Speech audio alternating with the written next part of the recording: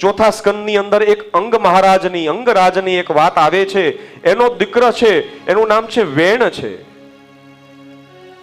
ખૂબ પાપી જીવ. અને એ ભગવાનને કહે છે, જે અંગરાગ છે એ ભગવાનને કહે છે કે ભગવાન સારું થયું તમે મને આવો દીકરો આપ્યો, હું આસક્ત ન થયો એમાં.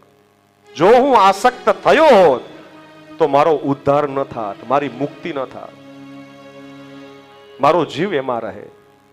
This is positive thinking, is a best thinking. ઘણી વખત કહે ને કે ખરાબ સંતાન એ ભગવાનની કૃપા અને સારું સંતાન એ પણ ભગવાનની કૃપા. પૂજ્ય ડોંગરે બાપા બ્રહ્મલીન ઘણી વખત કથામાં કહે કે વિઠ્ઠલરાય મંદિરની અંદર 3 સંતો ભેગા થઈ ગયા.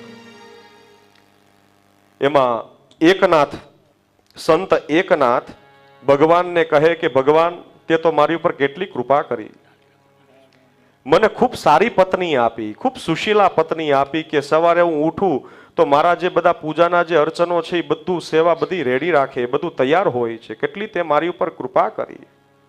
એકનાથ કહે છે. પછી તુકારામ આવે છે કે હે દેવા તુલા કાંઈ सांगू, તમને શું કહું ભગવાન, તમે મને મારી ઉપર કૃપા કરી છે. કારણ કે તુકારામના જે પત્ની હતા ને એ થોડા કર્કશા ઝઘડારૂ સ્વભાવના હતા. એને બસ સવારના ઉઠના કે લ્યો હવે ભક્ત થઈ ગયા છો, હવે બધું આમ થઈ ગયું, સવારથી શરૂ થઈ જાય. અને આમ બાજુમાં આવે તો એલર્ટ થઈ જાય, એમ ઓહો હમણાં કંઈક બોલશો તો ઝઘડો થશે તો. પણ ખૂબ તમે મારી ઉપર કૃપા કરી કે મને તમે આવી પત્ની આપી, નકર જો હું પત્નીમાં મોહિત થયો હોત તો મને આ તત્વ ન મળે. અને છેલ્લે આવ્યા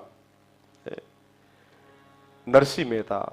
સારું થયું મરી ગઈ મેતી, સારું થયું મરી ગઈ મેતી. અને કોઈ ગુજરી જાય ગમે નહીં, આપણું પાર્ટનર હોય ગુજરી જાય તો કોઈને ગમે, પ્રસન્ન ન થાય. પણ છતાં નરસિંહ મહેતાજીએ પોઝિટિવ લીધું કે ભલે થયું ભાંગી જંજાળ, જય ભસું શ્રી ગોપાલ, ભજીશું શ્રી ગોપાલ. જે હરિ કરશે